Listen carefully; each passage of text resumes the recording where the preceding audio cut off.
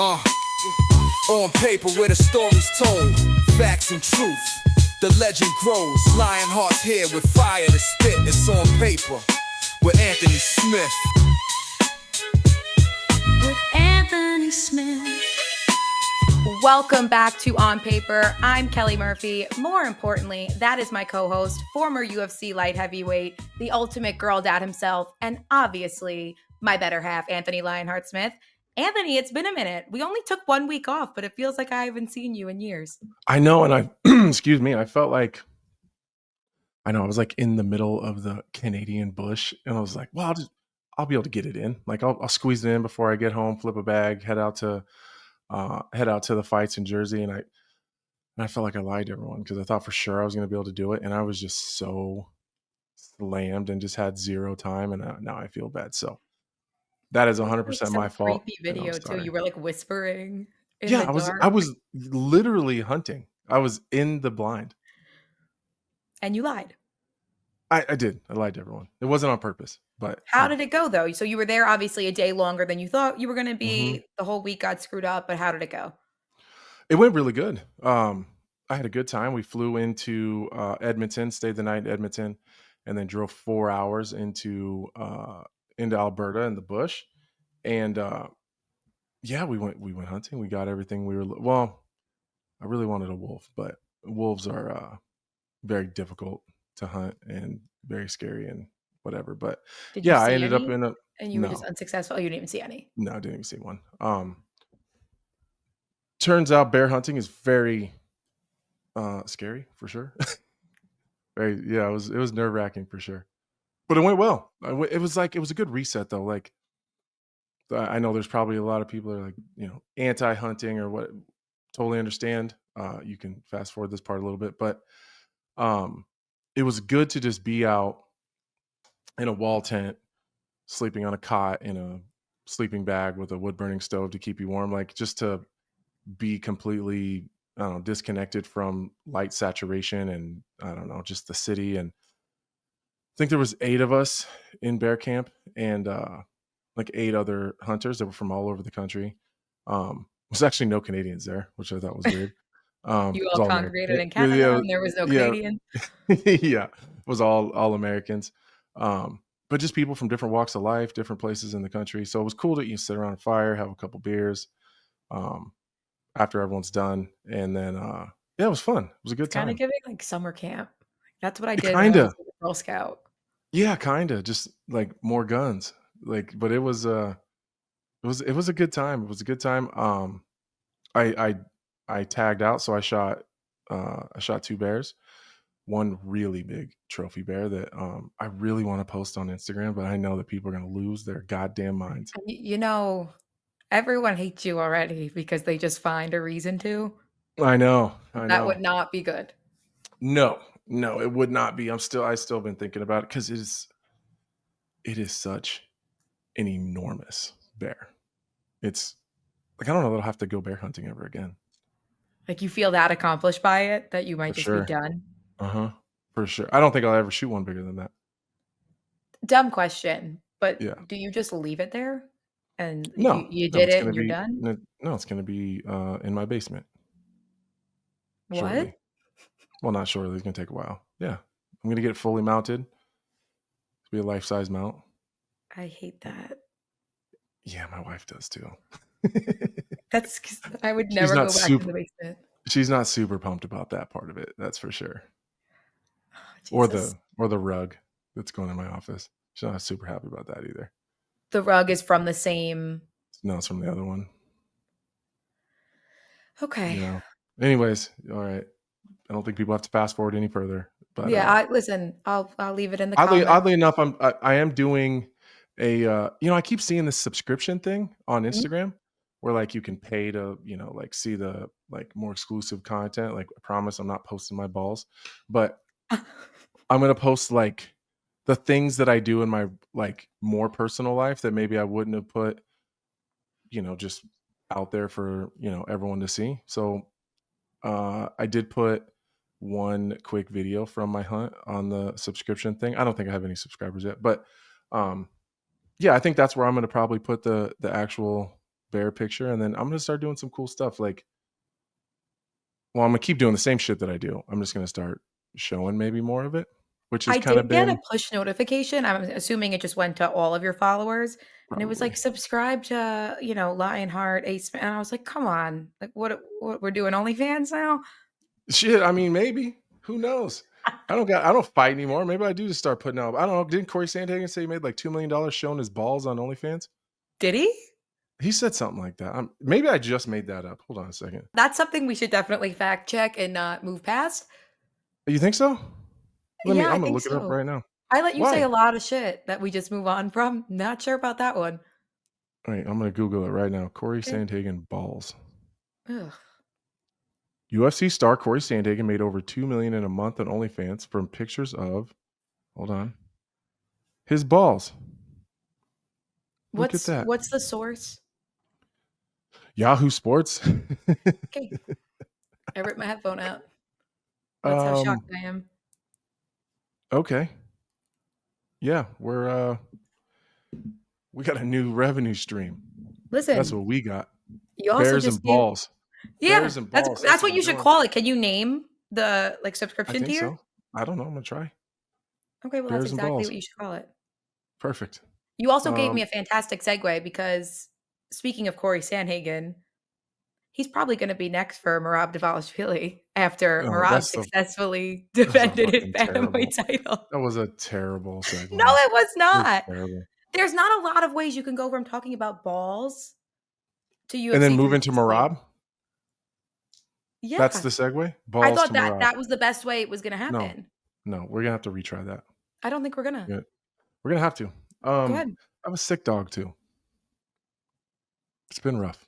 Been rough over here. I have these Frenchie. Well, I have two Mhm. Frenchies. Right. Well, I have three Frenchies right now. I have a foster Frenchie that we do this work with this it's a nonprofit. It's like a organization. It's called Snafu, Mhm. Short Nose and Friends United. That they do just a lot of Frenchie rescues and anyways. So we do fostering for them. And his name is Sully, and Sully goes back to his home. He gets his forever home tomorrow. Oh, So I love Sully, but I'm ready for him to fucking leave. really? It's not one of Yeah. those that you got like attached to that you'd want him to stay? The first the first one I got really attached to. His name was Gibson.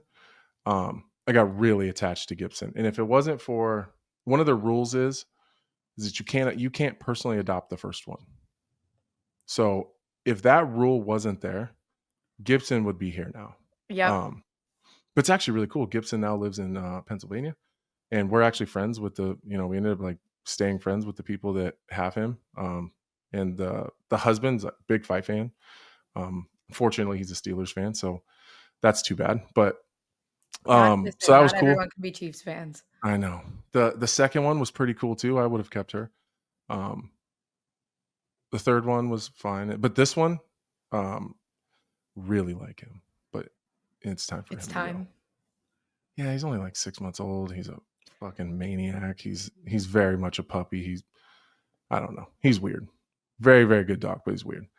But my oldest one is he's having he fell down one time and like kinked his neck and gave himself really bad nerve damage, which is kind of an issue you deal with like bad backs and nerve damage with French bulldogs. Yeah. And he's just had serious issues ever since then. So now he's got pneumonia right now. Yeah. And just, yeah. So he was home for a day and now he's back at the vet for the night. So we'll see where that goes. But It's terrible. good luck segueing that into UFC 360. Yeah, that's the whole thing. I thought we actually had a great segue, and then you brought up something really depressing because there's not a lot of things worse than Okay, here's animal death. I can segue pneumonia. Did you see the stuff with Ben Askren? I did. Yeah. Terrible. That started surfacing Saturday night. Chael actually brought it up Friday night. Okay. Because obviously Chael and Ben have a very good, like they're good friends. Yeah. And so he brought it up and it was kind of rumors. He wasn't quite sure. But yeah, what a terrible deal and a terrible thing he's going through.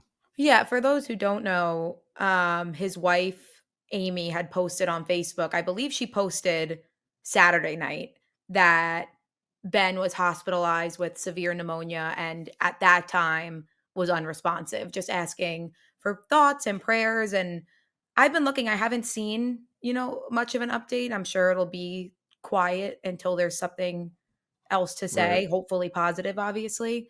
But yeah, I did see that Saturday night when I was watching the fights and I just felt terrible. Yeah, it's a just a totally bad deal. Chael had said again, like I think a lot of it was not rumor, but I don't know that everyone was totally sure exactly what was happening. It sounded like he had staph first Sure. and then really rapidly turned to pneumonia. Again, I'm not 100% sure on that, but that's what it sounds like. So either way, from us for sure. I hope that everything works out and Ben's a tough guy and I hope he can kind of muster some last little bit of that toughness and end up being okay because I really like Ben Askren. Okay. Again, UFC yeah, 316. you leave me in a bad spot, but Yeah, yeah, I yeah. suppose let's just jump into UFC 316. Went down at Prudential Center in New Jersey over the weekend. We've got to start with the main event.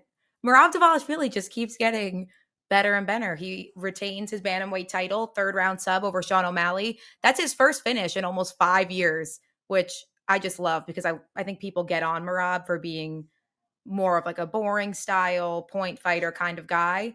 But he promised a better performance the second time around against Sean O'Malley, and he certainly delivered. What did you see from the champ? To really gather how good Merab looked and how much he even grew from the first fight to the next. I think you have to talk about Sean O'Malley first. Chael all weekend, even off air when we're just sitting around talking, kept saying, Anthony, if O'Malley shows up 10% better, he beats Merab. If he shows up 10% better, he beats Merab. And I said, unless Merab has also gotten 10% better. Like that's the problem is I think that Merab was just a little bit ahead. And if Merab gets a little better and O'Malley gets a little better, I still think Merab wins. That was my argument. Well, here's the deal. Sean O'Malley got 30 or 40% better. I thought he looked really, really good. I thought his movement was very, maybe it wasn't, I think his movement is what ultimately ended up hurting him, but it was very intentional. Like Mhm. sometimes O'Malley kind of just moves to move. Sometimes I thought it was very purposeful. I thought that he scrambled really well at times with Merab when he didn't in the last fight. And we haven't seen O'Malley be an incredible scrambler before. But I thought he won some really intricate third and fourth level scrambles. He defended takedowns really well at times.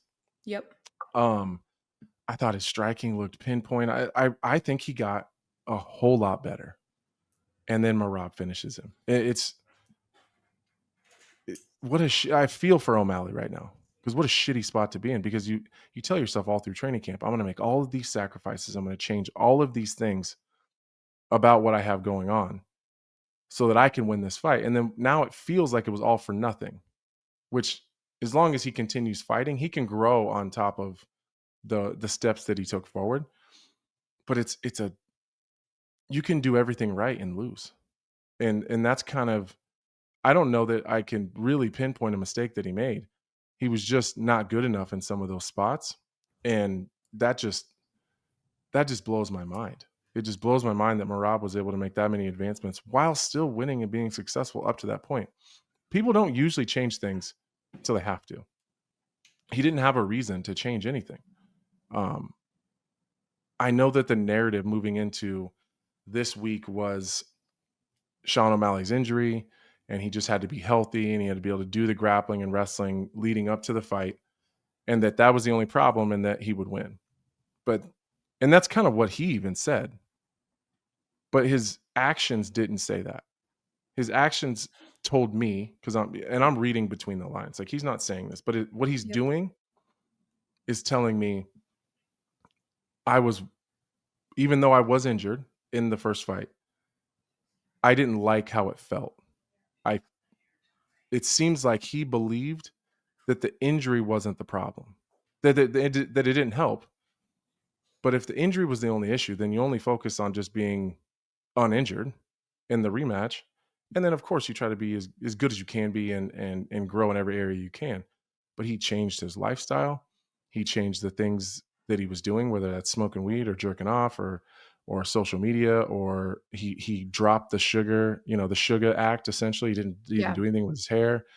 There wasn't the showmanship. It was just focused on fighting Well, it and gets to a point where you changing can that only part of it. really right. It gets to a point he's a fight removed from being the bantamweight champion. There's only so Mhm. much you can improve on in the octagon because he obviously has world championship capabilities. It gets to a point where you can only really change what you're doing outside of the octagon. The narrative from him and everyone else is that the only reason he lost is because he had the hip injury. Yeah, Then why change your entire life? Why not just be uninjured and then just train your ass off if that's what you actually believe? And I'm not saying this is a negative. I'm actually giving him a lot of props for this, yeah, because it takes a lot of self-awareness and hard conversations with yourself behind closed doors. It doesn't even have to be with anybody else. You have to know who you are in here and say, I didn't like what I felt. And even if I was injured, I don't know that I could have beat him. So I have to change all of these things so that I can become a better version of myself so that doesn't happen again. And he did all of those things. That's the problem. He did everything right. He changed his life.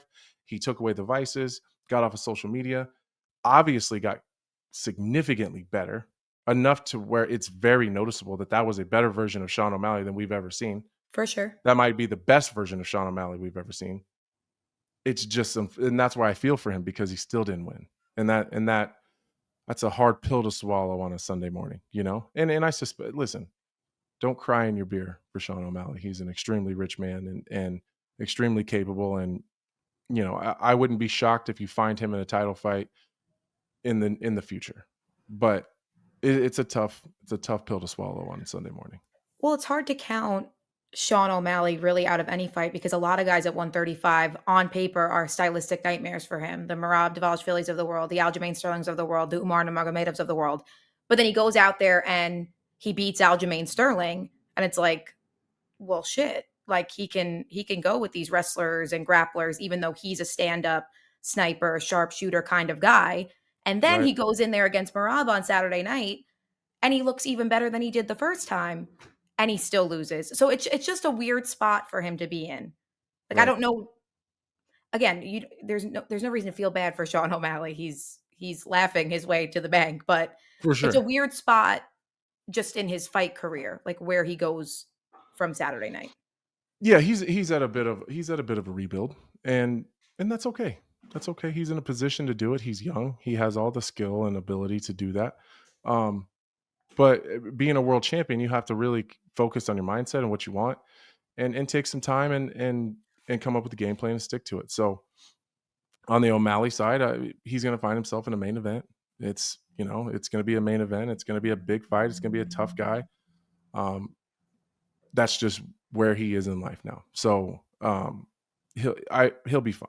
He'll figure it out one way or the other. If he never fought again, he'd never do anything he didn't want to again. So he's doing all right. But on the Merab side, Jeez. Jesus Christ, I what the hell was know. that? I mean, I know. like the biggest difference for me, at least while I'm watching it, is like while we're watching these fights, I'm on the headsets at the desk and I'm talking to everyone back in Bristol. And it's really, they like to hear me ramble. I literally talk to myself during the fights, Yeah. and no one really responds. It's just me talking to myself and Brett Okamoto, because it's how Brett kind of learns how a fighter. It's really cool. Like I know Brett Okamoto catches some shifts from people online sometimes, but he really, really wants to be good at this. And he's gotten so good at the hosting role, but he really wants to understand how we think and what's going through our heads while we're watching these fights. And so Brett will put the headsets on and he'll listen to me just ramble and speak out loud about what I'm watching. And I remember someone did come through, Jake came through on the other side and said, Anthony, what is the difference here? Like it seems like it's the same thing, but O'Malley looks better and Merab's still being successful. So Right. what I was seeing and what I was like, as I'm rambling, I'm like, because a lot of times I'm just trying to figure it out too. Like, I don't know, this definitely looks different. So I just have to really dial in and say, what's different? The difference is Merab's become a really good striker, but it looks very similar. Like before, he's kind of touching and then people are kind of fading away and anticipating the takedown. Sean O'Malley wasn't able to do that this time. He did it a lot in the last fight, where it's kind of like deal with the pitter patter bullshit up top and wait for the takedown to come. Merab is cracking now. Like, he's really committing to his shots, and he's really, I mean, he's landing, and he's landing significant enough blows where they have to acknowledge the striking, which is making the takedowns even easier. And so he's really making himself into a double threat, and it's happened very slowly, and it's almost happened kind of under the radar a little bit, where people are so focused on his wrestling and his pressure and everything he's doing in terms of his grappling that we haven't noticed that, like, you kind of look like he's never really out of position. Like, he's kind of fighting behind the jab. He's never, as Teddy Atlas would say, his head's never out over his skis. Yep. He's always centered. He's always grounded. He's always in really good position, which is why he does seem to have a pretty good chin. It's because he's always in a position to take the shot. If you go back to the Marlon Moraes fight, he was way out of position when he took that big shot that started him being rocked. But he's not really been out of position to take any big shots like that, because he just continued to stay in position the whole time. So he's really not, like, I don't know, 4 or 5 fights ago, I was like, man, Merab's not that great of a striker. And now it's like, he's not super flashy. He doesn't have all the eye candy and all the pizzazz and the spinning and the flash, but it's super effective. And now people that are as good as, I mean, if Sean O'Malley is a world-class striker, not only was he out-grappled and submitted, he was outstruck too. Him advancing his striking only helps his takedown game. And the story of every single Merab Dvalishvili fight prior to this and still going forward is going to be his cardio, his tenacity, his takedown attempts. Like, I don't think a lot of people are going to notice the striking, because it's almost an element that even further improves what he's already so good at, if that makes sense. No, I find myself anticipating the takedowns as well while I'm watching it. Mm-hmm. And then it's like 3 and 4 more shots than I was anticipating that all land. And then it's a cleaner finish on the takedown. So, like, I'm watching it from the outside, and I'm already starting to look for the level. Like, I'm looking for the level change, because he goes in, I looked, like, my vision goes to the takedown and then realize he's still striking. And then he goes to the takedown and it's a clean finish, which, fucking Christ, that's gotta He's suck. using the striking as a gateway to his takedowns. And Oh, it's I'm bullshit, actually. It's actual bullshit. Like, it's actual bullshit. Like, how fucked up is that? Like, he's already a great grappler, great wrestler, crazy pressure, just insane conditioning. And then, like, he's just slapping the shit out of you. And you're like, oh, fuck, okay. And then you have to defend the punches, and he's right back to the grappling. What a pain in the ass. But imagine That's got to be how, frustrating. well, I was just going to say, imagine how much of a mental toll that has to take on his opponents. You're It's already exhausting. anticipating the takedown because you're fighting Merab Dvalishvili. Then he touches you twice and you think he's going to go for it there. So you almost go to defend the takedown, but he's still hitting you. And then you're like, oh shit, I need to get my Right. hands back up. And then when you do that, then he actually does go for the takedown. And he's successful and he looks incredible. That has to be, I can't even wrap my head around it. And I wouldn't want to. I No. absolutely wouldn't want to. And it sounds like Cory Sandhagen's next. Mhm. Sounds like that's going to be the next fight, probably. And what a fantastic position to be in for Merab. I think that the MMA community in general has kind of gotten behind Sandhagen and said, all right, this has got to be the guy. He's been a lot of fun recently. Yep. Just his personality's coming out. I mean, and based on his what you said earlier this episode, a lot of it's yeah, coming out. yeah, dude, he's a fun guy. He's a fun guy to be around. We have the same management, so I've spent a lot of time around him. He just didn't show it for the longest time. But he's very much a fight nerd. Like, he has a great future in some sort of breakdowns or analysis type of work if he really wanted to. He would, if he really committed to it, he would have an amazing YouTube channel, because he just has a great mind for the sport. Now he's bringing out more of his personality. He's got a pretty good sense of humor. So I'm happy to see him kind of have the fans get behind him, because he is fun. But Merab, it's kind of rinse, wash, and repeat for Merab. It's another really dynamic, super creative, tall, rangy striker that I think is I don't think that O'Malley's ground game gets enough credit. I mean, it was on my team and submitted talking to Orgomi, so the dude can grapple. Sure. I think Sandhagen's probably the better, like, he's the better fundamentally sound grappler, if that makes sense. Sure. Like he's very dangerous from his guard. He's really active. He's comfortable on his back. He'll attack, like leg locks and stuff. Yep. He's just going to attack a lot. O'Malley's not going to attack as much as like a Cory Sandhagen would. So I think that that's a different monster that Merab's going to have to deal with, but a very, very similar matchup on the feet. I think that Cory Sandhagen is more athletic.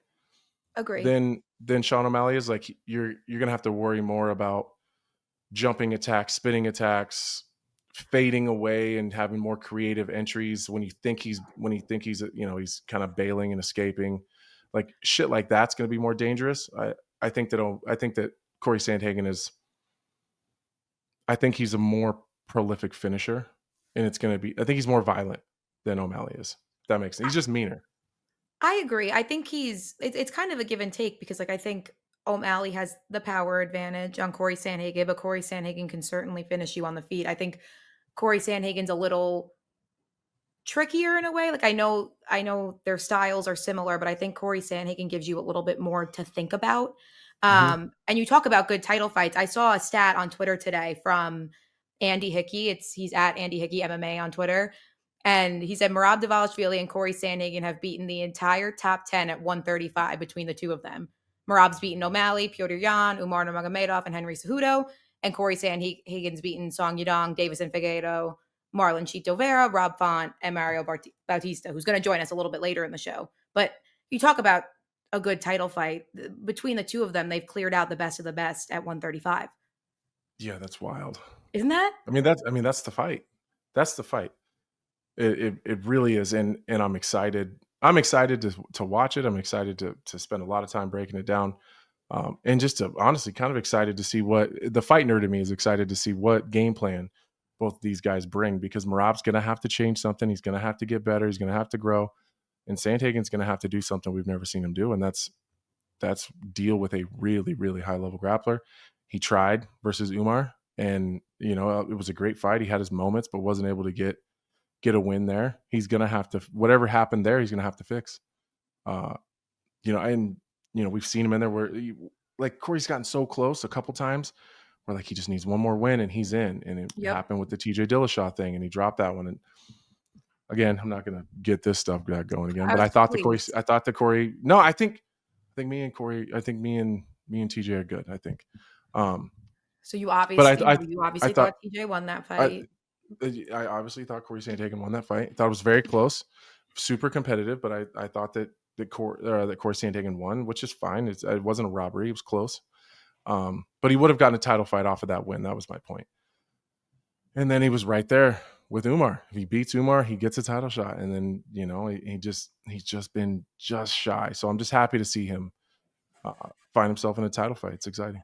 Where do you think Merab Dvalishvili is in terms of bantamweight GOAT status? Is he the GOAT at 135? Or do you think there's still an argument to be made for a Dominick Cruz and Aljamain Sterling? If we're talking title defenses, he's one off. Dom and Aljo had 3 each. Merab has now defended the title twice. I mean, if we're talking just, because I don't think that just numbers is enough. Of course. I still put Dominick Cruz as the best bantamweight of all time, strictly because he created this division. These guys have been standing on the foundation that Dominick Cruz created and built so many years ago. And Dominick is still, up until just recently, was still active. Of course, he's retired now and having surgeries and dealing with his own health journey. But and even despite that, I don't know. I still think it's Dom, and it's less about the wins and how they looked while they did it. It's less about that. It's really just about the longevity and absolutely kind of what he brought to all these men that are kind of living off of his legacy a little bit. Side note, in his prime, Dominick Cruz versus Merab right now is the fucking fight I would love to see. What happened? What do you That's think the fight. happens? I don't even know. You I don't can't even know. propose a I scenario like don't know. that and then not give a bit of a That's why I want to breakdown. see it. If I knew, I wouldn't want to watch it. It's like, can Merab close the distance on a prime Dominick Cruz with that footwork and that movement? Could he get a beat on him to take him down? I don't know. You're going to get Merab and Cory Sandhagen. So close second. I'm fine with that too. I'm very happy with that. Fine with that too. All right, co-main event. The prophecy's been fulfilled. I think for a long time now, people thought we would see Kayla Harrison holding a UFC title. Now she is. Round 2 sub over Julianna Pena. It was a pretty lopsided affair. We had a point taken away in the first round, which I actually loved because you've got two experienced I people. love that too. Julianna knows what she's doing. I love It's not that like too. you've got two people debuting. Right. Yeah, this isn't day one. 100%. You know that that's illegal. Two knowledgeable fighters in there. I love that ref. He's not very well known. He's kind of a New Jersey guy. I just was in New Jersey a couple weeks ago, cornering Blaine, and kind of watched him a little bit. Really good ref. Really good. I hope to see him more in these big shows. What bigger move than that than to take a point away round 1 of a title fight? It's a gangster move. Kayla Harrison spent the majority of the 2 rounds before the finish in control. I think it was what a lot of people expected was going to happen, but what did you make of the fight? Oh, I'm gonna start with Julianna Pena. I want to at least acknowledge her and what she's done, especially for the division. I know that she's abrasive at times and she pisses people off, and I think some of it is a gimmick at times. She's just doing what she can to elevate her brand and continue to get people talking about her. Yep. It's kind of the Wish version of Colby Covington, the one that, like, it just doesn't seem that's who she is. I don't know. I don't know her. But I gather just from, people that do, that she's a really sweet person and very nice. But I think that what she's done with her skill set, and this is going to sound like a backhanded compliment, it's not meant to. Her skill set is very limited. She does have power in her hands. She's not a super dynamic, crazy technical striker, but she can crack. She is incredibly brave and has no problem kind of stepping into the fire and throwing with anybody. That takes a different type of person. It's a different type of mindset. It's not the mindset that you're going to get from any average fighter, that's man or woman. That goes against everything that your instincts tell you. So she's just built different, and I think she needs to be acknowledged for that. She's had an incredible run. She's got wins over the best women in the entire world. Again, with a fairly limited skill set. She's an incredible wrestler. She's a great grappler. And she is willing to swing them things, and she's been able to get in and be a world champion multiple time. She beat the greatest of all time in Amanda Nunes. She went in there with Raquel Pennington, where you thought she won or you thought she lost. It was close enough that that 3 people thought she won. So, or at least 2 of them. And I think while we're having these conversations, I think she gets pushed to the side a bit, because I think she's annoyed people and they don't think that she should have won this fight, and the Amanda Nunes fight was a fluke, and so it gets pushed to the side. And I don't want to do that. I don't want to just push her accomplishments to the side, but That's smart. it seems unfair. With no Amanda Nunes, I don't think a lot of people could name 10 135/145ers off the top of their head. I'll be honest. Right. And Amanda wasn't some loudmouth, abrasive person, but she was just dominant, and people respected her because of her dominance. And you knew she was going to go in there and just absolutely murder her opponent. And then she retires 2 years ago, and we'll get to Amanda. You almost need somebody like Julianna, whether you love her or you hate her. She's a personality in that division that needed a personality at that time. Yeah, because no one had the capability to bring the dominance and the just pure violence. Like, that's what the appeal in that division was. And regardless of what you think about her win over Amanda, she beat Amanda Nunes. She beat Amanda Nunes. Her hat on that.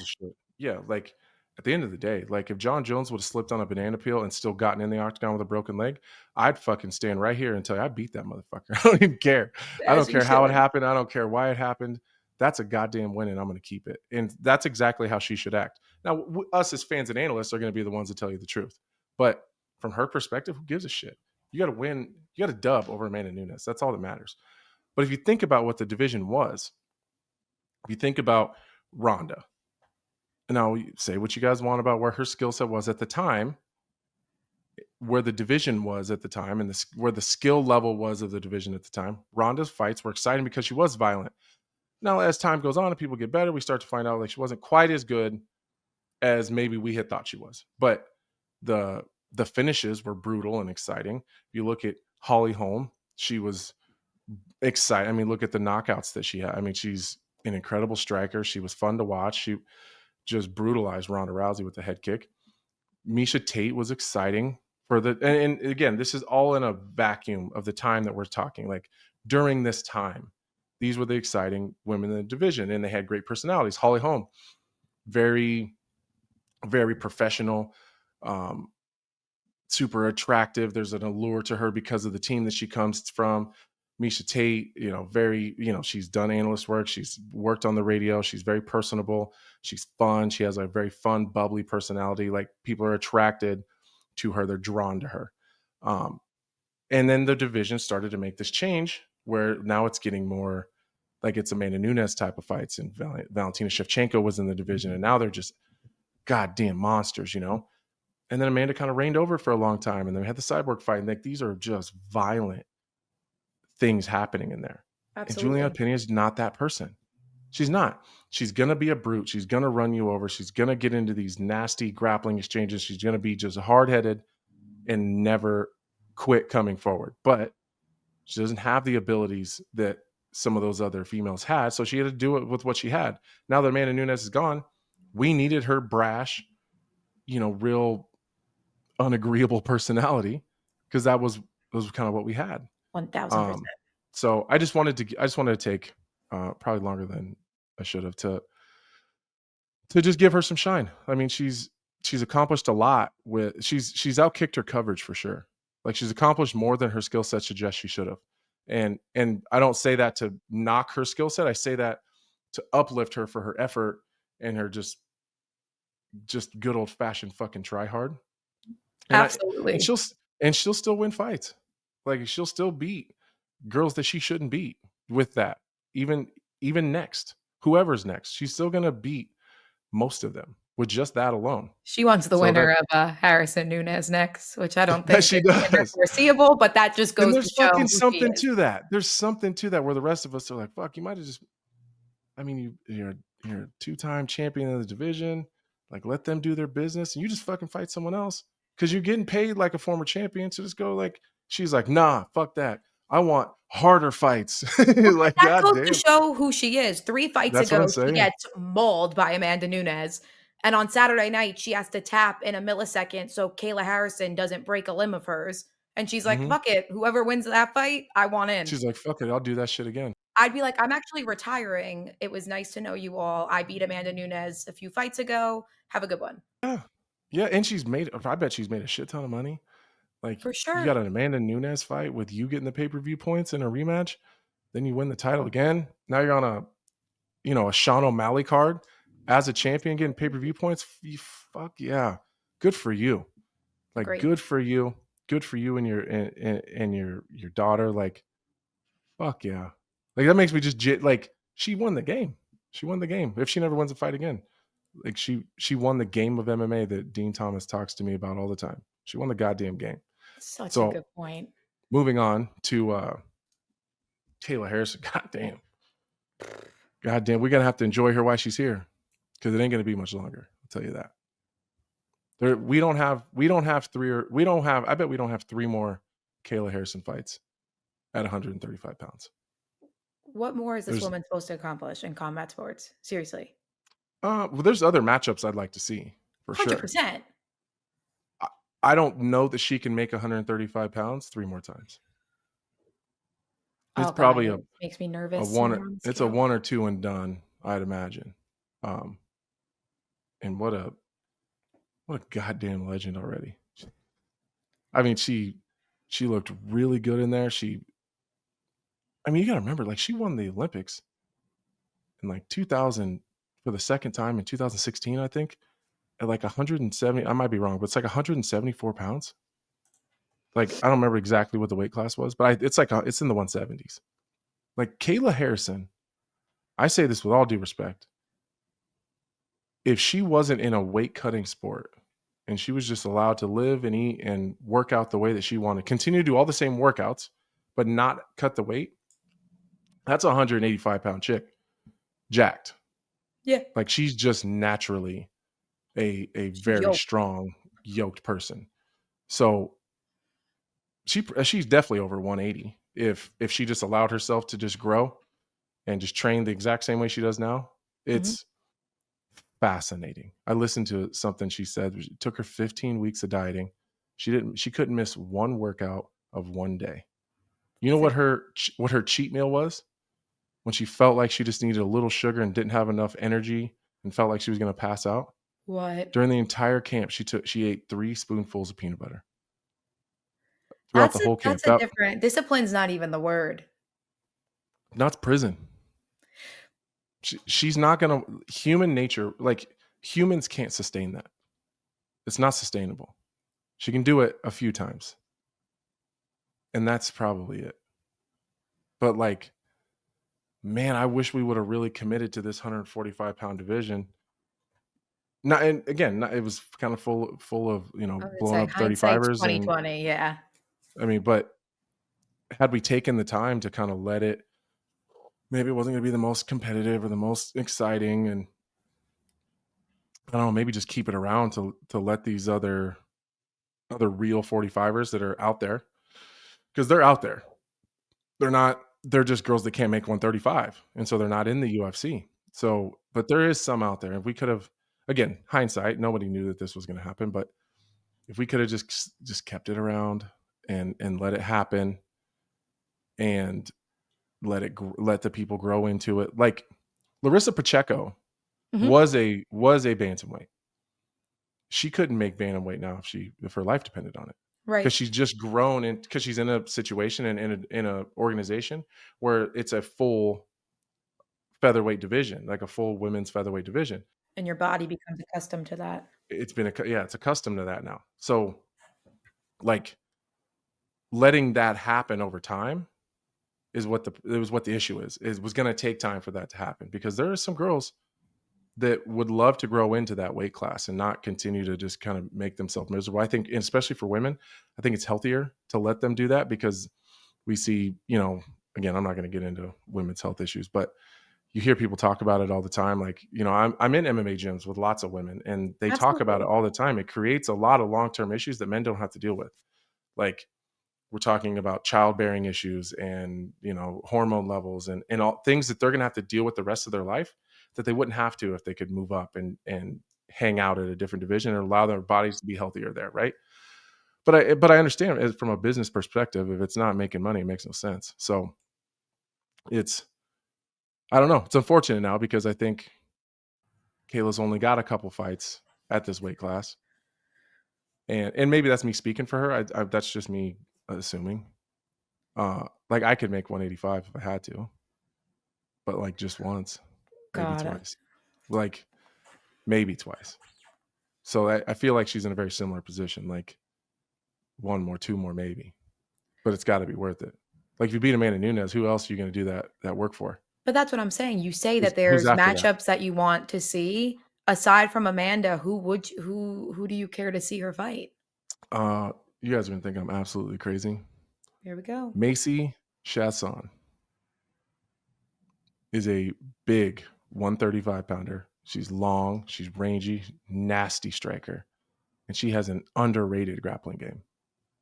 And I think 50% of the problem that Julianna Pena had, and it wasn't goddamn big enough to deal with it.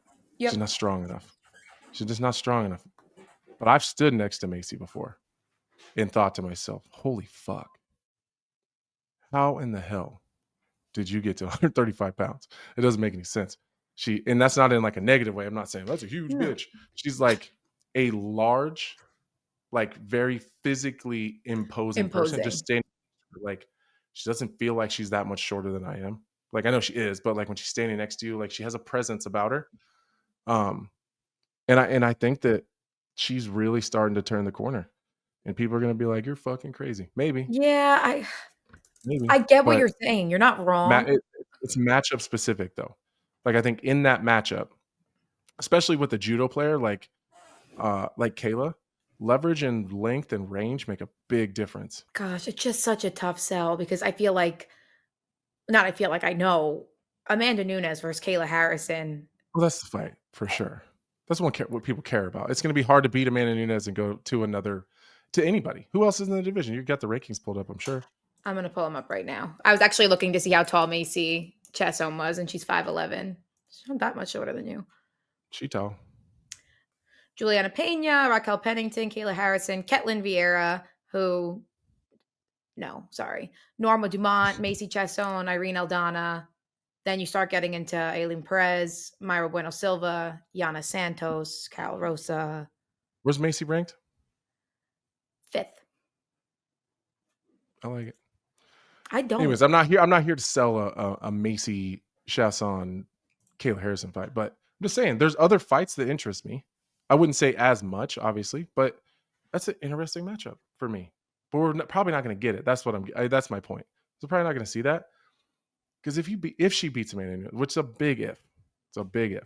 Of course. If she beats her, does she fight again? I don't know. Ali Abdelaziz says she's going to the WWE, which is actually perfect. Yeah, I would eat that up. That's perfect. She's got a personality for it. She's got the look. It's like she's just going to do everything Ronda did better. It's kind of how it feels. It's kind of just like if she beats Amanda Nunes, you've now beaten the women's GOAT. You're an Olympian, Olympic gold medalist. You were raking up million after million. RJ Clifford always said she's got the best job in MMA. She goes into a season knowing she's going to come out with another $1 million. We always talk about motivation behind fighting. What motivates you at that point? Yeah, it would be hard.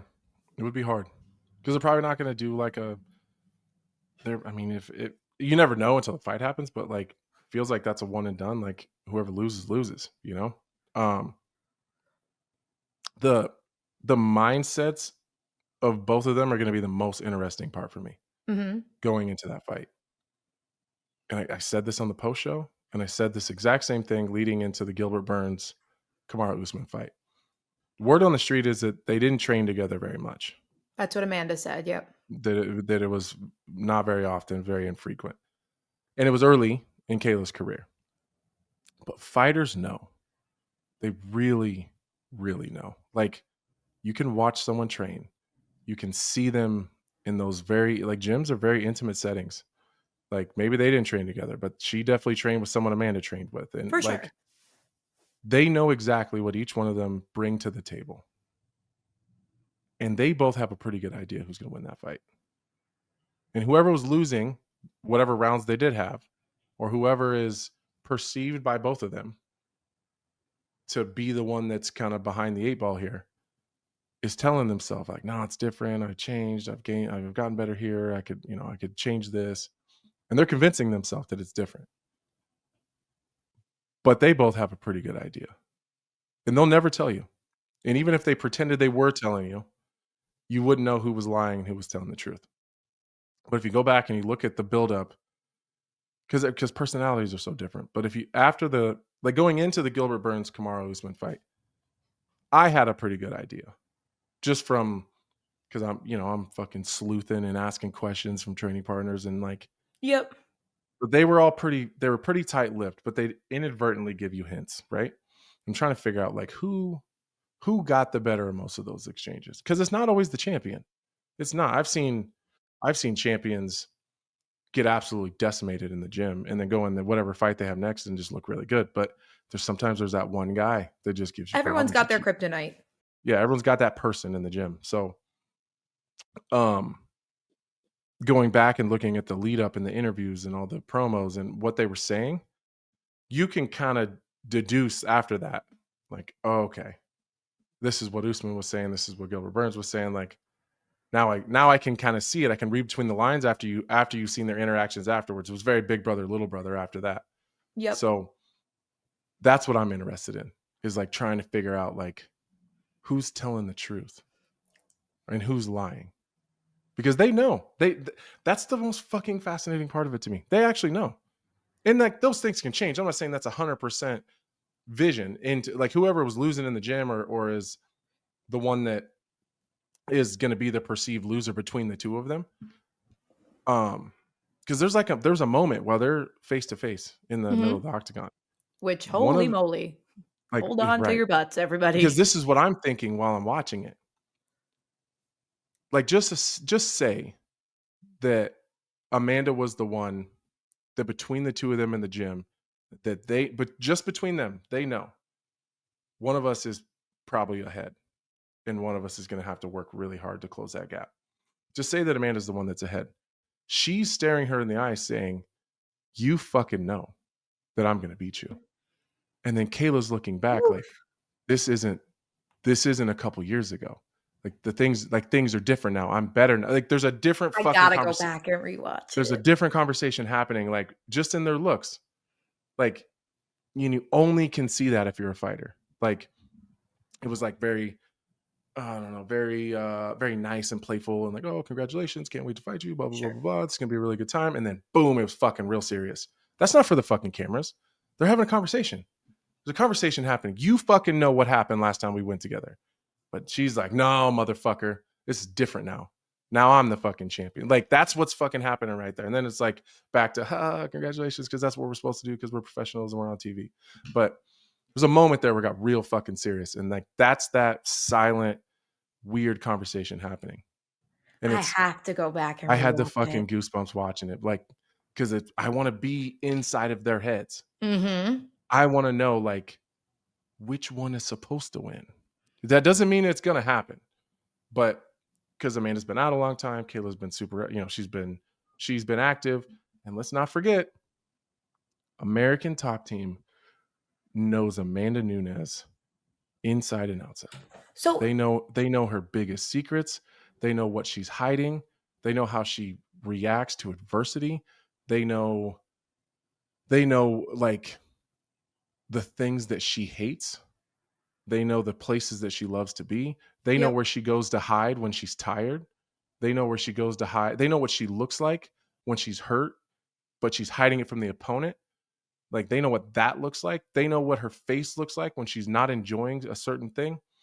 They know her intimately. They know everything about her inside and out, competitively, personally, like the adversity that she's gone through. They know which one of her legs hurts more than the other one.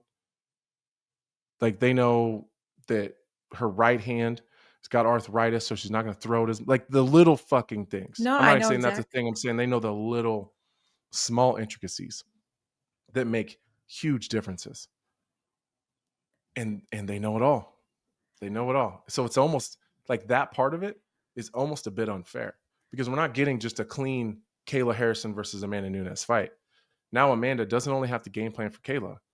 She has to game plan against the entire team that knows her. So she has to show something different. She's got to change certain things or just be so much better that it doesn't fucking matter. That's the other option. Amanda might be just that much fucking better that it doesn't matter at all. It might not make a difference. It might not. But if it's close, it's going to make a big fucking difference.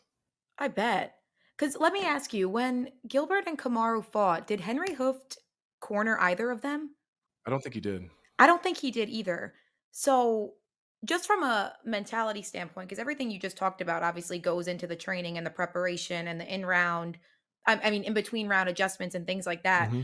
Is there a mental part of it when Amanda gets there and she's standing across from her former coaches? After she left, I mean, she said she left Top Team because she knew this Kayla Harrison fight was going to happen at some point. We obviously now get it years after her departure. She's never had to fight somebody, standing across from Mike Brown. Mm-hmm. Does that just make a difference? Like, let's just say, you and That's Dustin Jacoby got matched up, right? And you're like, I'm gonna head out of Factory X, get looks elsewhere. How would that be for you mentally standing across from I wouldn't Dustin do it. Jacoby and a Mark Yeah, Montoya and I wouldn't do it. It's no, I unfair. know you wouldn't, but just put No, I'm not yourself talking about Dustin. I would never stand across from Mark.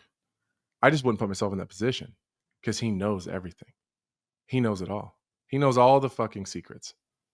Like I guess if you're just at home listening to this, there's so many. It's not always about how good you can get. Sometimes it's about you're hiding liabilities. Like depending on the matchup, but a lot of times it's matchup specific. Like Yep. I don't know. Let's think here. Like the Devin Clark fight. It had nothing to do with just getting really good and game planning on how to beat him. The whole game plan was just hiding shit, like hiding holes, Yep. like hoping that they don't acknowledge them or don't recognize them. But if they do, we got to find a way to hide it. You can't go into a fight. I couldn't go in because Mark knows those holes. He knows and sometimes it's like I move a certain way better than I do the other. So then if they start forcing you that way the whole time, now you're always out of rhythm. Like I don't move right as well as I move left. Like I can say that now because I'm retired, so it doesn't matter. Yeah. But I don't move to my right. Like if you look at me, reset, circle, it's always left. And sometimes we'll fake it right. Like I'm gonna go that way. But Mark knows I'm not. Like when he says circle, he never says which direction because he knows what direction I'm gonna go. Yep. Like that's why southpaws give me such a hard time. I don't move real well that way. Yep. Like I don't exit that way. That's why I'm always fucking dealing with southpaw lead hooks because I'm always moving left. So like those little things like that. Like Mark knows that I'm a better kicker with my lead leg. Like it's probably more powerful with my right leg, but I'm probably 50% less flexible with my right leg than I am my left. So Okay. little things like that matter at the highest level. Like none of my opponents know that I was probably not going to kick any higher than your leg with my right leg. I'll kick you right in the face with my left leg without moving. But like knowing little things and so I just gave you two that no one has ever noticed. There's never been one person that's ever said Anthony Smith only moves left because we hide it. We hide it with stance changes. We hide it with shaking into other positions. We do it with we did it with a lot of just weird footwork where it gave the illusion that I was going to go and then I would go the other direction. Like we've been hiding that forever. Some of it's injuries, some of it's just whatever, but I just don't go real. And same with the kicks. Do a lot of marching, a lot of knee raises, a lot of making you think, a lot of teep kicks down the middle so that you can't tell if it's going higher to your body. It's never fucking going high. It never goes high. So Gosh, that's how so many interesting. how many of those does Amanda Nunes have? Because that girl's been fighting as long as I have. So how many of those things does she have? They know them all.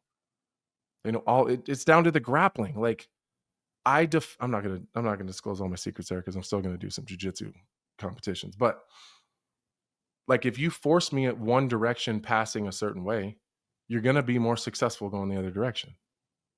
They know that. Like the rest of the world doesn't. Like I bet no one has any idea any of that stuff. But her team, like American Top Team, knows all of it. And they've been through this And I don't know OnlyFans why before too. they missed a fucking perfect opportunity in terms of build up for this fight. How many times have we heard Amanda Nunes talk about what Dan Lambert's done for her career, done for her life, right? Yep. All the years she was at American Top Team. I'm sitting next to Dean, at the the little coach's corner thing where the translators sit. I'm right there. Dan Lambert is at the cage door, waiting with open arms for Kayla Harrison. That's fucking crazy. Like my mind was blown. Like I can't believe this is happening. Amanda. How does has to be Amanda one feel about that? mentally tough motherfucker? Because I would have crashed out. I'm saying. I got Without a look, I doubt. got the goosebumps. I can't even show you. I got the goosebumps just talking about that part of it. If I if someone left my gym and or I had to leave or whatever, and then I win the fucking title and Mark fucking Montoya is waiting for them to leave. Oh my God. What a professional. For her to leave there You with a talk about smile on her face. WWE. That's But some inside freaking storyline. if she's not inside her head with just this heavy level of fuck you guys. It's got to be. Maybe it's not. Maybe she's a better person than I am. I don't know. Seems like a great person. She really does. Did I ever tell you about the first time I met Amanda Nunes? No, I don't think so. It's in St. Joe, Missouri. Like St. Joe's 3 hours from here, 2 hours from here, 2.5. Not even 2.5. It's before Kansas City. So I think it was St. Joe. But it was we had like we kind of like knew the same person that was booking fights. And I had a friend fighting on a card there. And that same person kind of hooked Nina and Amanda up with this fight. And Amanda was cornering Nina. They weren't married. Like, I don't know that they even been together that long. Amanda spoke zero English, not a word of English. No one, like, she was an absolute nobody on the regional scene. I don't even know that she could fight at the time because I think there was some visa things going on. But Nina spoke Portuguese. And so Nina was like doing the translating, and Nina went in there and just absolutely fucking decimated some poor girl. Oh God. Nina's even back then, she was such a gangster on her feet. She was so goddamn good. But yeah, that's when I first met her. This was probably 2008, maybe. That's wild. That's Yeah, it had to have wild. been like 2008, 2009, maybe. Yeah, crazy. But even back then, And she just goes on to yeah, it's been so damn cool to see kind of both of their journeys. It's fucking awesome. last thing on that. You think they do it at 35 just for That's what because that's Amanda where the said. title is? Yeah, I mean there is a world that exists where they could say we neither one of us want to cut to 45, but I think because I think Amanda wasn't that small either when she was at the desk. No. Like she's in shape. She looks lean. She looks I like think she's she's been been in training. the gym. Like, she's been Yeah, kinda teasing this return for some time now. she looks like she's been training, but uh I mean, she has a tough weight cut to 35 too. It's not I don't think it's probably nearly as bad as Kayla Harrison's, but she has a tough cut. But I think that the she said at the desk post show that it would be at 135 pounds. That's a total business decision. Um, if you can if you can take away any advantage that she has, you fucking do it. And her going to 135 pounds is very smart. I like it. Amanda said maybe November or December she could become fight ready. So hopefully we get it this year. That's crazy. Uh, listen, Let's she's go. if there's anybody I think could do it, it's her. Yeah, No that's fair. reason to think otherwise. No, I would love to see that fight at MSG. It'd probably be like a pay-per-view in December, I would guess. But Last one of the year. yeah, man, that'd be crazy.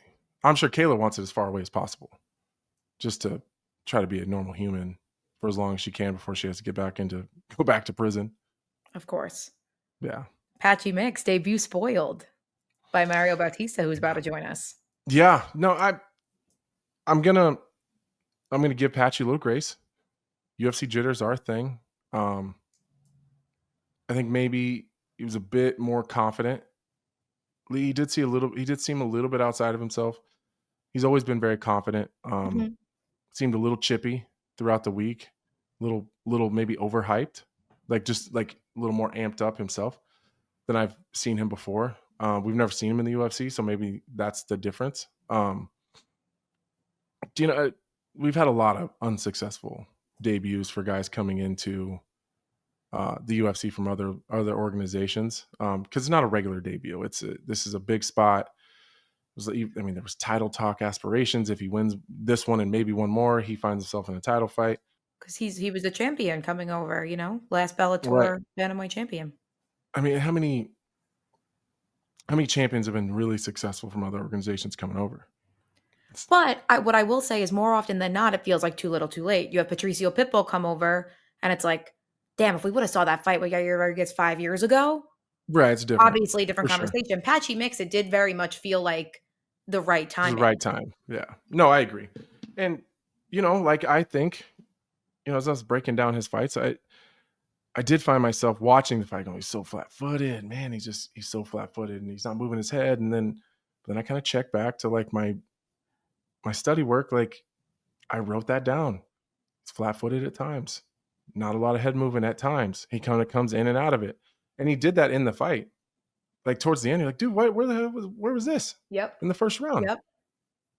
Like it was just a bit off. I know that we're gonna say that it's UFC jitters with short notice, but some of the things he did, he always does. We've seen him come out of his shell and finally start to open up and start moving his feet a little more, and it was a little more active with his footwork. But yeah, it was definitely spoiled. I'm still really high on Patchy Mix. Yeah, I don't think there's any reason not to be. No, I think Bautista's fucking better than we think. Like Completely agree. We've known that he's good. I think he has crossed over into elite. I mean, even look at the Amin Zahabi fight with Jose Aldo. Like, they were in a goddamn war. And not for nothing, a lot of people thought that Bautista lost that fight because any of the grappling or the striking exchanges that did happen went in the way of Jose Aldo. Mm-hmm. Most of them with everybody go Jose Aldo's way. How many people have outstruck Jose? We can say Conor, it was one punch. Max Holloway outstruck Jose Aldo. Who else? It's kind of hindsight again, but like, I'm willing to look back and say, I don't know, maybe some of my analysis wasn't fair. Because like, I guess what did I want him to do? Like, as I was watching that fight, getting ready for the weekend, like, fuck, what would I change if I was him? Because like the striking exchanges they did have weren't great for him. Yep. And you couldn't take him down. Like, what did we expect him to do? Just get outside of himself and do what we wanted him to do because it's more exciting, and which ends with a loss. Like, kind of like, Posse might have told me to go fuck myself. Really, like thinking back on it, like, and it would have been a fair thing to say. Yeah, now if he went in and walled installed Patchy Mix, then everything I said was right. But he redeemed himself. He really did. He really had a true showing of what he's actually capable of, and I think he deserves a big fight for that. Fresh off his absolutely dominant performance over Patchy Mix at UFC 316, we bring in UFC Bantamweight Mario Bautista. Mario, how you doing? I'm doing pretty good. Thank you. Thanks for having me. Thanks, man, for coming on. Still shortly after such a tough fight, and I'm sure you had to travel and all that stuff. How are you feeling, just generally speaking, after you've gotten back and settled down a little bit? I feel pretty good. Just a little sore from the fight and whatnot. Yeah, like you said, it was just a whole travel day yesterday coming back from Jersey. Uh, and then, yeah, finally got a full night rest last night. And yeah, now just going through all like the media stuff, watching the rest of these fights that happened after me. I didn't get to watch them fully. So yeah, that's just kind of what I've been doing today. Yeah, the media run's always a pain in the ass, but it's always like a good feeling. Like you wouldn't be having it if it didn't go your way. So you got to kind of be grateful for that part of it a little bit, right? Oh, absolutely. No, yeah, it's good. And then, we had a good fight and everything too. So it's always nice to check that out too afterwards. Well, let's talk about that part just a little bit. Because I'm not afraid, like maybe a lot of other people would be, to I guess address the elephant in the room. I think that you were kind of in a tough spot. Like, I think a lot of especially analysts know what your capabilities are, and when we're watching tape, when we're going back through and we're watching your career, and then you run into such a tough, I don't know, just a stylistic nightmare sometimes that Jose Aldo really is for a lot of people. Mhm. And you go in there and you get, you do what you had to do to win, and maybe it wasn't exactly what people wanted to watch, but you did what you had to do. You got your second check and you get the win. What was the feeling you had coming into this one? Kind of hearing, I don't know, maybe some of the criticism that you Mhm. took from the Aldo fight, and then now you're facing an unranked guy that we all know super tough and a really tough guy to fight, a really hard guy to prepare for, kind of on short notice. what was your general feelings and emotions with maybe you and your team and coming into this fight? Yeah, I wasn't gonna like take it to heart and everything with that whole Aldo fight. And I knew like going into my next fight, no matter who it was gonna be a completely different fight, And I was gonna have to make complete different adjustment to whoever I was fighting, so it was gonna be different. So I didn't let the crowd or critics, get in my head. Oh, I need to go out there and do something crazy. No, I wasn't gonna do that. That's when you steer away from your game plan and what works and what you're used to. I think that's when bad things happen and you could possibly lose and then set yourself way back. So I just took it all in stride, mm, trained hard. Um and like I said, I knew it was gonna be a different fight. It was a different game plan. And we went out there and performed and we did pretty good. You think that whole like if you just take a if it's a tale of two stories, the way that you had to fight Jose and then the way that you were able to fight Patchy, do you think that that's just the matchup and that's just the game and that's just how it works? Like you had to fight one guy one way and you can do something different with the other? Yeah, no, and I take pride in that in my MMA skills, I guess. Is like I can adjust to whoever I need to. If I'm gonna fight Aldo, who's such a great striker, game plan was to take him down, but you look at his takedown percentage, it's just, it's pretty tough, Right. but at the same time, he did stay against the cage and just plan to hang out there, which Marab, and I didn't even really think about it. I guess Alexander Volkov did the same thing, Volkanovski. So, but yeah, it was just going to be a different game plan for Patchy. What was it before I move on from the Jose thing? Was that something that because you seem very, I don't know, you kind of just, took it in stride and didn't seem to bother you. Was that like that the entire time or did you have a tough time dealing with some of the things that were being said and just the way that maybe some people were interpreting how that fight went? Did it bother you at first and you had to learn to just let it go or did you just kind of say fuck it from the beginning? Yeah, at first I was just like, you know what, whatever, like, fuck these guys. But then like months and months would go by, and usually if something like that, it kind of wears down. No, it was like consistent. I was like, damn, like these fans, they're still on me about it. And then you just have to, kind of accept it and understand, like, they're upset. I get it, like, they paid for a good fight and whatnot, but Well, it's everyone's hero uh, too. If it was anyone else, it wouldn't have mattered. yeah, and it was such a close one, and people just didn't like it, and like I don't know. And then I had like a weird camp for that too. Prior camps to that, I had like two weird camps, just feeling weird body wise. So yeah, I don't know. But yeah, I was just glad to get past that, with whatever fight was going to happen and however it went, win, lose or draw. I was just ready to get past that. Right. So, I've been high on Patchy Mix for a long time. But I think I still, with everyone, had some, I don't know, some questions about, of course, in other organizations, he's looked absolutely fantastic. He's got an incredible skill set. I've trained around him. And so I knew he was good, but it's always hard to tell until they get in there with some high level, UFC talent. So I think that question is always going to be there. But I was I was very high on him coming in, and I thought it was a good matchup, kind of for both of you guys, because if you want to grapple, he's willing, and if Hmm. he wants to grapple, I felt like you were going to be able to be the one to dictate that a little bit. I think that you're the better wrestler. Obviously, if he wanted to find himself on the ground and you didn't want to, that was going to be really tough for him. So, what was the game plan coming in for a guy like Patchy? You Like, was know, there any places you didn't want to go for sure, a or were hundred. you not worried a about the grappling? No, no, 100%. I didn't really mind grappling.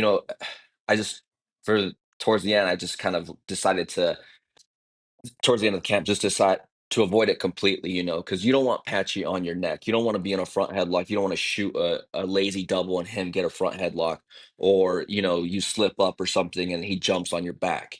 Like on paper, for me, that's the only thing I got to worry about. Don't let him on the front headlock and don't let him on your back. I don't mind grappling. I don't mind clinching, body lock takedowns if I had to.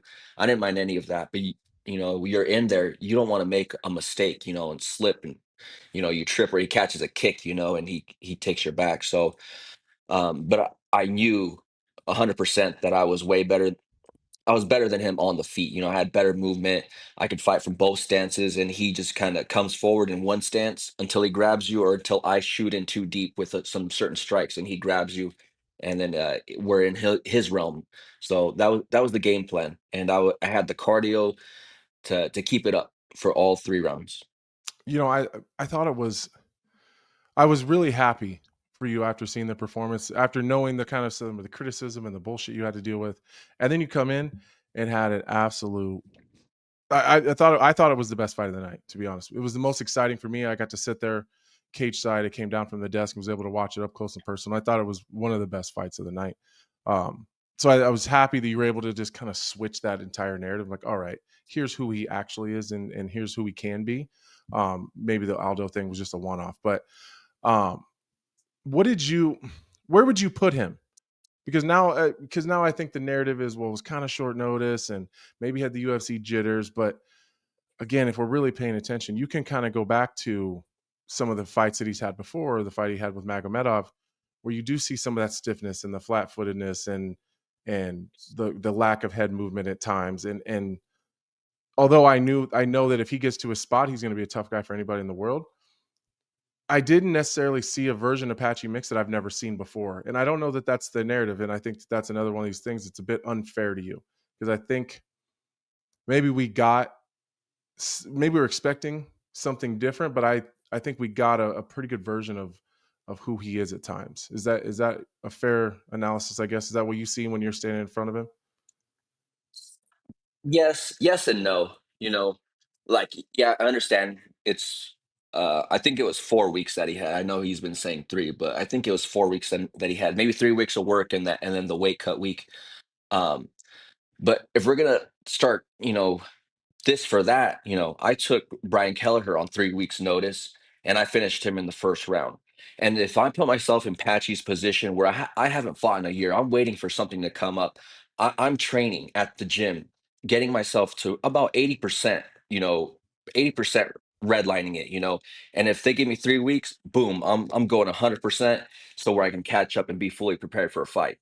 And me thinking, if you're a three-time world champion out in Bellator and whatnot, you should be disciplined enough to kind of have that mindset and be ready at all times, no matter what. Call. That's exactly what happened. He got called up on short notice. You got to be ready to go. And you know, and if I'm talking about my part, if I'm being honest, like I didn't wrestle. I didn't wrestle for 2 weeks, and then even in the warm up room back there, I I just hit mitts, and I didn't wrestle or anything. So I was out there trying not to get grabbed. Right. So if we want to do that, we could do that. But at the end of the day, it's all who comes into that fight as prepared as possible, and let the cards go and see what happens. And I came out on top. Well, that was kind of my question, I guess. Did you feel like that's what he has? Like that's who we because Uh, could you change a couple things and maybe he was a little bit apprehensive at the beginning, but like I guess from my point of view, I thought that's a pretty good version of Patchy Mix. Like, of course, you can always ask for more, whatever. But I thought it was pretty close to what he has. Yeah, I mean, as far as like the stand up and the striking, yeah, he's tough, and he stayed there all 3 rounds. As he did the best he could. But I think as far as grabbing me, I think that footwork, that movement, moving, not getting pushed to the cage and allowing him to grab, because that's where a lot of his takedowns come from. Hmm. I just kind of stifled all that, and I just stayed focused for all 3 rounds, and not a little slip up or anything. Because you make one mistake with Patchy, you're definitely going to lose a round, or you could be finished, pretty quickly. Okay, so you woke up Sunday like in a pretty good spot in the division. You got back to back wins over world champions that pretty highly respected. I think Jose obviously is super popular with the general casual or MMA fan. Patchy Mix Mhm, really popular with the hardcores and kind of the underground scene. Um, mhm. so where do you think you go from here? Like, what's the play? Like, if you're managing your own career, what is that? What do you want next? And maybe not even a specific opponent, just kind of what's the trajectory and where you're looking. I definitely want to be. I want to have a top five fight. I think if Patchy won this fight, he'd be in talks about probably fighting for the title or fighting Marab or someone in the top five. So I want that spot and I want that shine, and I want to get into the top 5. I want an 8-fight win streak, and I just seen that that's the third highest win streak in bantamweight history. Only behind Aljo and Merab. And Mhm. then as far as being active, I'm just behind Merab, who's the champion, and I'm sitting over here at number 10. And everyone else in front of me is maybe on a 2-fight win streak, one Mhm. this and that, and I'm not even in the top 5. So I think that's where I deserve to be. Yeah, you gotta be getting close, right?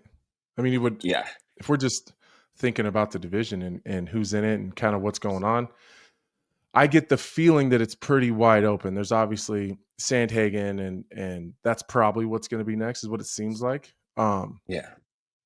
Who do you think would get you to that? Because I think if you get the right matchup, it could probably just be one more. Yeah. Yeah, I'm not for sure. I think Umar would get me there 100%. He has like I don't know what he's up to, or if he has like a weird schedule. I know they have Ramadan. I know they do a bunch of different things. So, um, yeah, Umar would be a good one. And honestly, I would have liked to fight Sandhagen, but it's looking like he's going to be next for the title. And that's what I'm just saying. Like anyone in the top 5, I think I can adjust to anyone if it's a wrestler, if it's a striker, mm, whoever it is. But I definitely need to be in the top 5. I totally agree with you.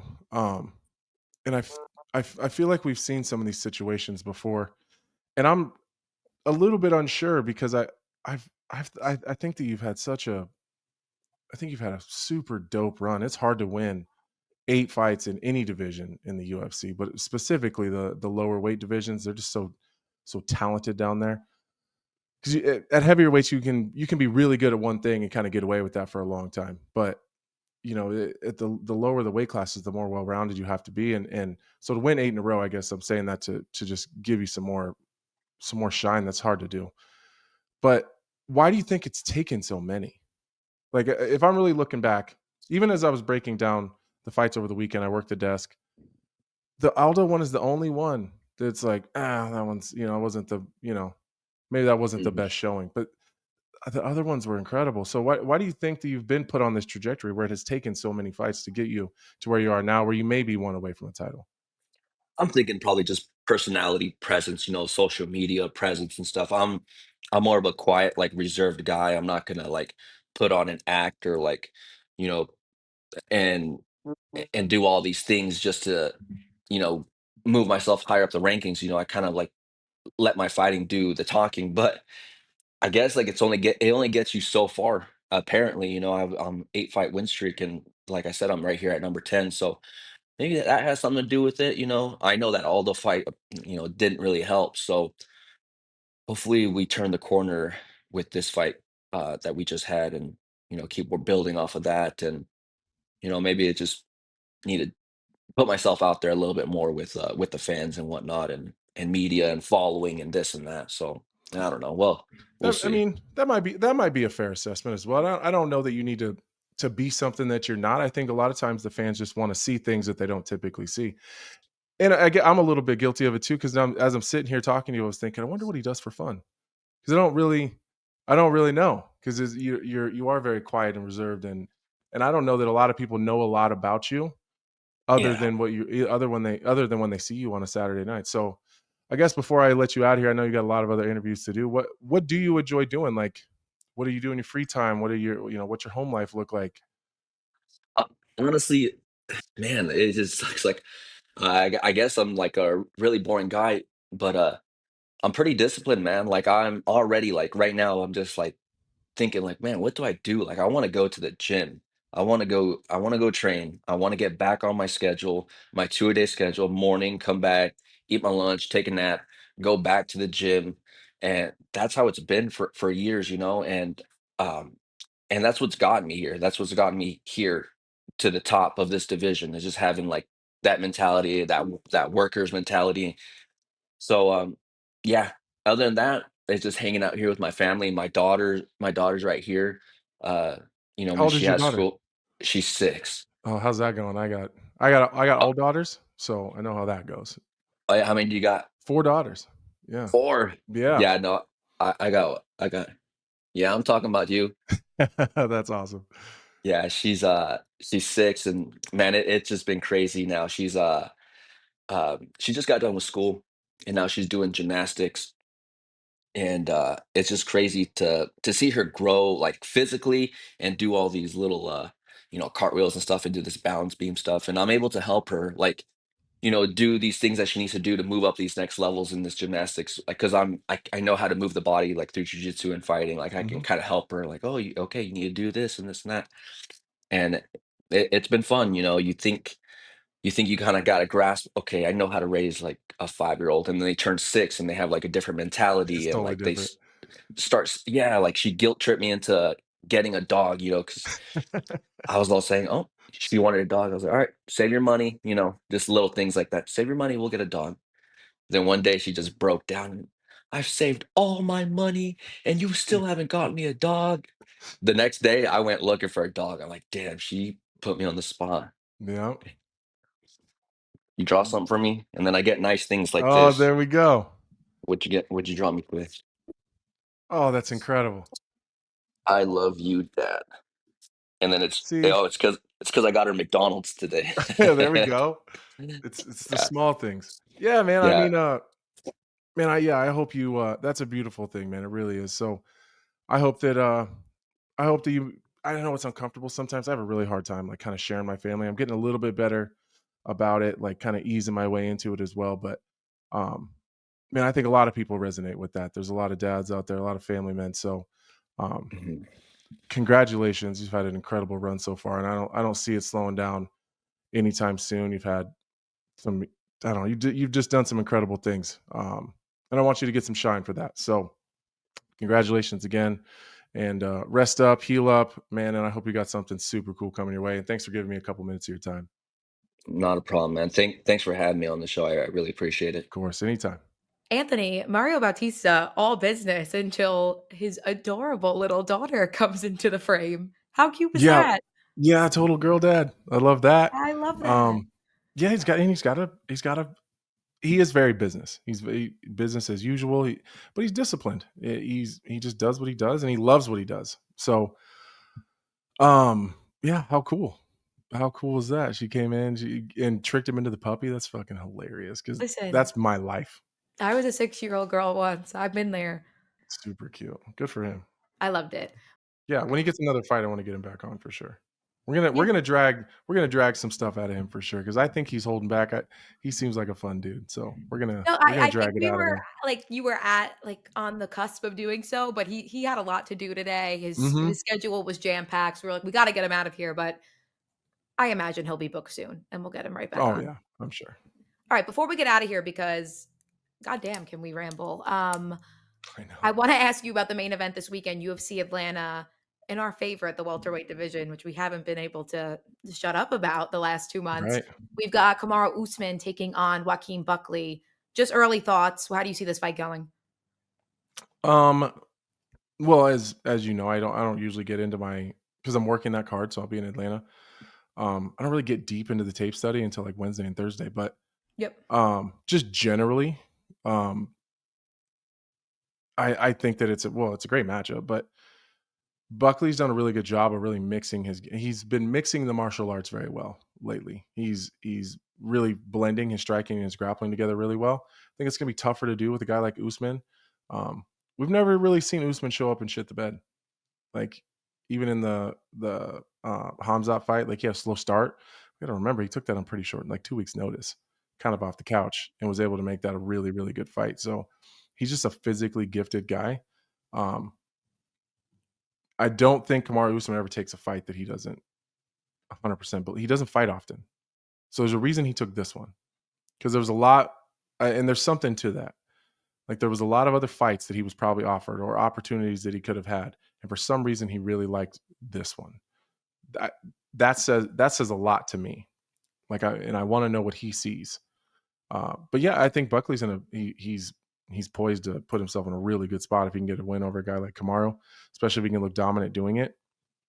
Um, he's been a little bit on a run of kind of beating some of the older, more veteran guys, and so Sure. he's kind of on that same trajectory. But I still think that Kamaru Usman is world In a class different league. Yeah, he's in a different league. So, yeah, it's going to be a really good fight. Who's the co-main? Co-main is Rose Namajunas and Miranda Maverick. That's right. That's a good fight, Back in too. action. That is That's a good fight, too. Yeah, that's a really good fight. And, Cody Miranda Garbrandt's Maverick. on this card. I love a good Paul Cody Garbrandt Craig. fight. Who's Paul Craig fighting? Rodolfo Bellato. Oh, they were supposed to. We don't talk about that one.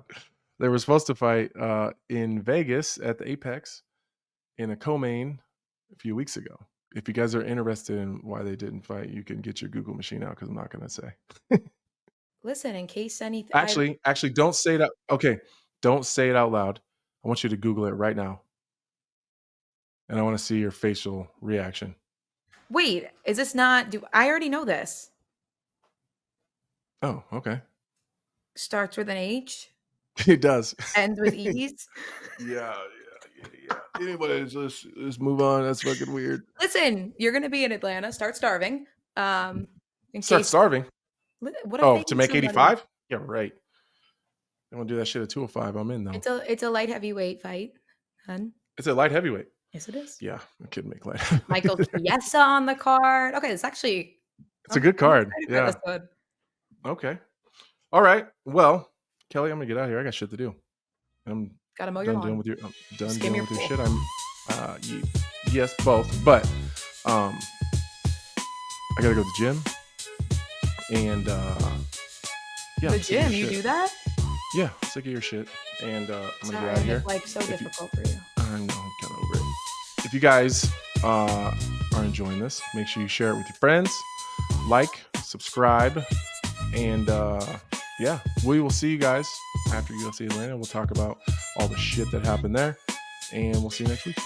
We partner with HomaFight Picks to get you the most accurate and well-researched fight predictions. They do all the legwork so you can focus on winning. Picks will be sent directly to your phone via text or email. It's totally up to you. The second we upload them. Use code Lionheart to get 7 free days at winnable.com/HOF picks. That's WINIBLE.com/HOF picks. Smith.